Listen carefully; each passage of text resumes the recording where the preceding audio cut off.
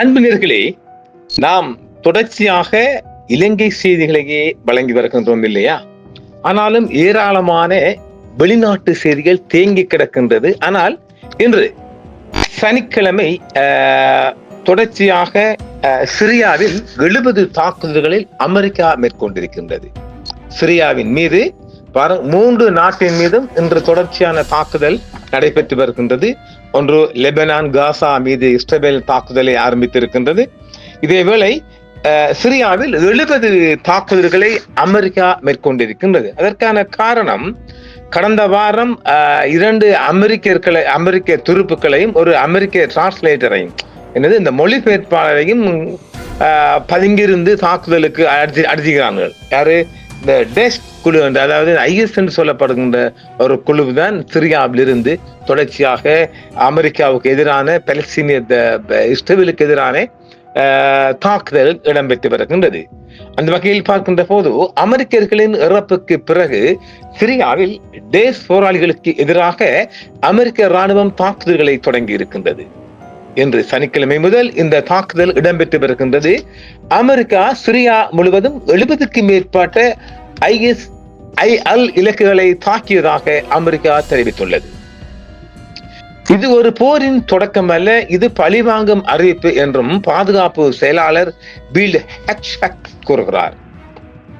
ஜனாதிபதி ட்ரம்ப் முன்னதாக மிகவும் கடுமையான பதிலடி என்று உறுதியளித்துள்ளார். ஆனால் சிரியா அமெரிக்கா துருப்புக்களுடன் இணைந்து போராடுகிறது என்பதையும் அவர் வலியுறுத்தி இருக்கின்றார். எல்லாம் கொஞ்சம் குழப்பமா இருக்குமே நீங்க.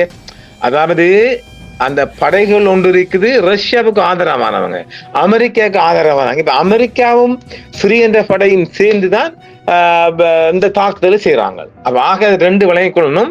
எங்கிட்டு அமெரிக்காவில ஆதரவு கொண்ட அணியும் இருக்குது, ரஷ்யாவோட ஆதரவு கொண்ட அணியும் இருக்குது. ஓடிப்பனாரே அல் பஷாத், அவர் ரஷ்யன் ஆதரவாளர்.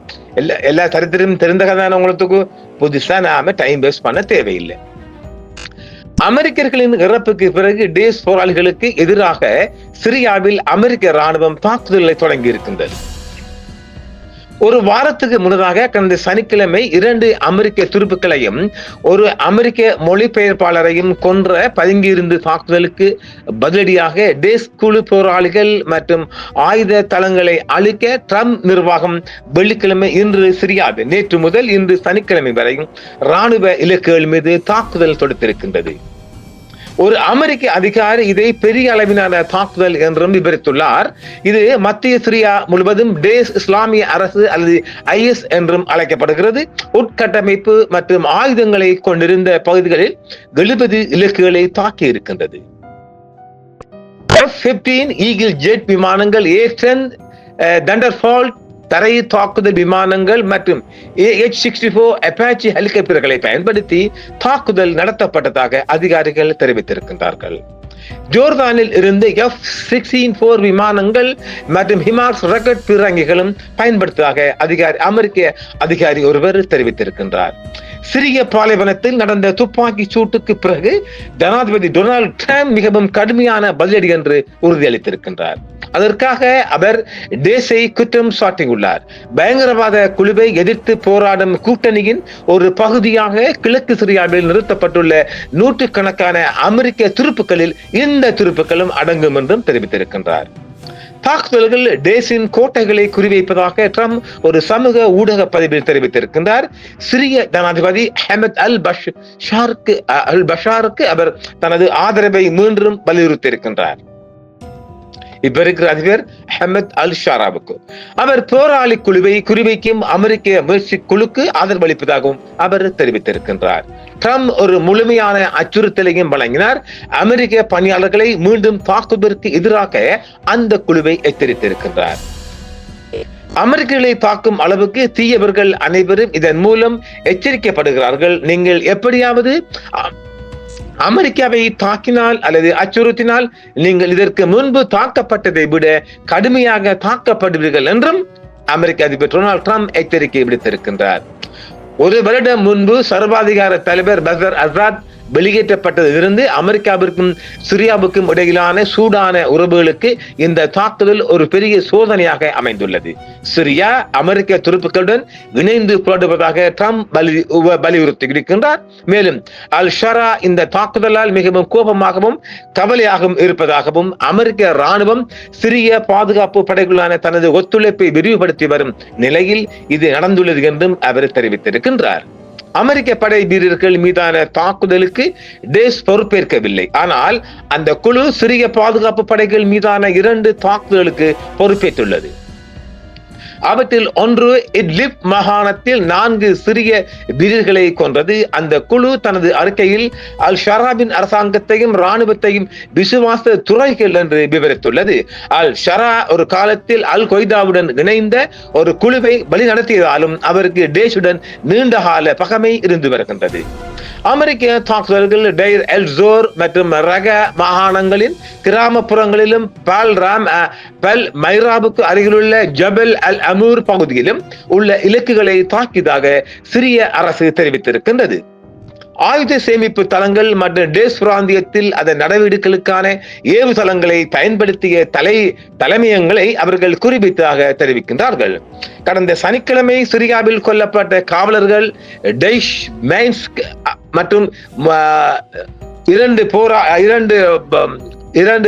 அதாவது அமெரிக்க ஆயுத குழுவும் மற்றும் ஒரு மொழிபெயர்ப்பாளருக்குமான பழிவாங்கல் நடவடிக்கையாகவே இது இருக்கும் என்றும் அமெரிக்கா மேலும் தெரிவித்திருக்கின்றது. சிரியாவில் டேஸ் தளங்களுக்கு எதிரான அமெரிக்க தலைமையிலான நடவடிக்கையில் பங்கேற்பதாக ஜோர்தான் தெரிவித்திருக்கின்றது. ஜோர்தான் எப்பயும் அமெரிக்காவோட காலநக்கி கிடக்கிறவன் தானே, அவன் அமெரிக்காவுக்கு கூட சேர்ந்து இந்த 70 தாக்குதல்கள்ல ஜோர்தானும் பங்கெடுத்திருப்பது என்று உத்தியோகபூர்வமாக ஜோர்தான் அரசு தெரிவித்திருக்கின்றது. கெய்ரோவில் இன்று நேற்று வெள்ளிக்கிழமை முதல் இந்த தாக்குதல் நடைபெற்று வருவதாகவும் தெரிவிக்கப்பட்டிருக்கிறது. வெள்ளிக்கிழமை முன்னதாக சிரியாவில் டேஸ் குழுவிற்கு எதிராக அமெரிக்கா தலைமையிலான வான்வழி தாக்குதல்களில் ஜோர்தானிய ட்ரோயல் விமானப்படை பங்கேற்றுள்ளது என்று உத்தியோகபூர்வமாக ஜோர்தான் அறிவித்திருக்கின்றது. இது கெய்ரோவில் இருந்து சொல்லப்பட்டிருக்கிறது ஜோர்தான தகவல். அமெரிக்க படைகள் மீது நடத்தப்பட்ட கொடிய தாக்குதலுக்கு பதிலளிக்கும் விதமாக மத்திய சிரியா முழுவதும் டேஸ் கோட்டைகளை தாக்கியதாக அமெரிக்க ராணுவம் தெரிவித்துள்ளது. ஜோர்தானின் விமானங்களும் இதில் ஈடுபடுத்தப்பட்டிருக்கின்றது. ஜோர்தானின் அரசு நடத்தும் பெட்ரா செய்தி நிறுவனம் இதை சரியாக கூறியிருக்கின்றது. சிரிய அரசாங்கம் சமீபத்தில் இணைந்த பயங்கரவாத டேஸ் குழுவிற்கு எதிரான சர்வதேச கூட்டணியின் ஒரு பகுதியாக அமெரிக்காவுடன் இணைந்து இந்த பங்கேற்பு இடம்பெற்று வருகிறது. பல இடங்களில் 70க்கும் மேற்பட்ட இலக்குகளுக்கு எதிராக முக்கியமான உட்கட்டமைப்பு மற்றும் ஆயுத தளங்களை குறிவைத்து போர் விமானங்கள், தாக்குதல்களை, ஹெலிகாப்டர்கள் மற்றும் பீரங்கிகளால் தாக்குதல்கள் நடத்தப்பட்டதாக அமெரிக்க மத்திய கட்டளை தெரிவிக்கின்றது.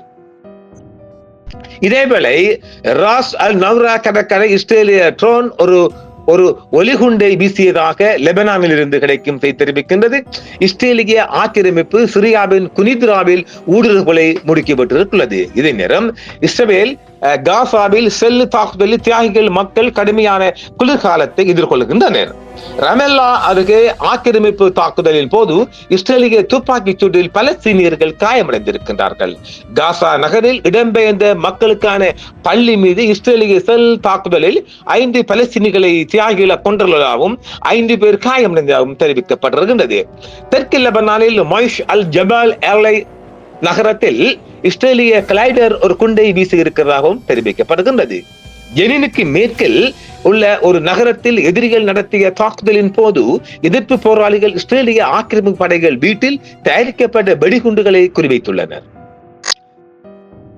ஷவை சபாநாயகர் அல் பெர்ரி எகிப்திய பிரதமர் லெபனானுக்கு எச்சரிக்கைகளை அனுப்பவில்லை என்றும் எந்த ஒரு மோதலையும் தடுக்க கெய்ரோ நேர்மறையான பங்கை வகிக்கிறது என்றும் தெரிவித்திருக்கின்றார். இஸ்ரேலிய எதிரி வீரர்கள் நிறுத்தப்பட்டுள்ளனர் என்றும் தெற்கு லெபனானில் ஹைபர் ஷிபா மற்றும் புறநகர் பகுதியில் அல் ஷம்பகா ஆக்கிரமிப்பு தளம் துப்பாக்கி சூடு நடத்தியதாகவும் தெரிவிக்கப்படுகின்றது. லெபனானின் நஹோராவில் மெக்கானிசம் கூடும் வேளையில் இஸ்ரேலிய எதிரிகள் குண்டுகளை வீசியிருக்கின்றார்கள். அருகில் அந்த குண்டு வீசப்பட்டிருக்கின்றது.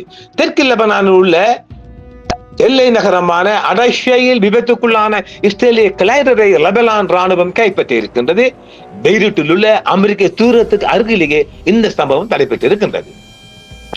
ராணுவ வேட்பாளர்கள் செயல்பாடு புதுப்பிப்புகளை வழங்கினர் மற்றும் ஒருங்கிணைப்பை அதிகரிப்பதற்கான வழிகளை கண்டுபிடிப்பதன் மூலம் ராணுவ ஒத்துழைப்பை ஆழப்படுத்துவதில் கவனம் செலுத்தப்படுகின்றது. பெய்ரூட்டில் உள்ள அமெரிக்க தூரத்திற்கு அருகில் ஸ்திரத்தன்மை மற்றும் நீடித்த விரோத போக்கை நிறுத்துவதற்கு ஆதரவாக ஒருங்கிணைந்த முயற்சிகளை தொடர மெக்கானிசத்தின் 5வது உறுப்பினர்கள் நெகுராவில் 15வது கூட்டத்தில் கூடியிருக்கின்றார்கள். மில்லியன் வலுவான மார்ச் எமனல் புனித குர்ஆன் மற்றும் பாலஸ்தீனத்தை பாதுகாப்பதற்கான வெகுஜன ஆர்ப்பாட்டங்கள் நடைபெற்று வருகின்றது. எமனில் ஷியனிஸ்ட் நிறுவனம் இன்று தேர்தல்கள் நடந்தால் நெதன்யாகு எதிர்ப்பு கூட்டணிக்கு பெரும்பான்மை ஒரு இடம் குறைவாக இருக்கும் என்றும் கருத்து கணிப்பு தெரிவிக்கின்றது. ஆக இஸ்ரேலில் ஒரு தேர்தல் நடக்குமானால் அவருக்கு எப்படியும் பெரும்பான்மை கிடைக்கப் போவதில்லை என்றும் ஒரு செய்தியாகவும் வந்திருக்கின்றது. ஆம்நேர்களே, இது வளைகுடாவில் இருந்து கிடைக்கப்பட்ட அத்தனை செய்திகளையும் ஒன்று திரட்டி குறிய 10 நிமிடங்களுக்குள் வழங்கியிருக்கும். நன்றி நேயர்களே, மீண்டும் மற்றும் ஒரு காணொளியில் சந்திப்போம். என்றும் உங்களுடன் சன்ரைஸ் இந்தியா டிவி சப்ஸ்கிரைப் பண்ணுங்கள், பெல் பட்டனையும் கிளிக் செய்யுங்கள். உங்கள் ஆதரவே எங்கள் சேவை. ஆதரவு தாருங்கள், அரவணைப்போம். மறக்காம சர்ப்ரைஸ் பண்ணுங்க. தேங்க்யூ.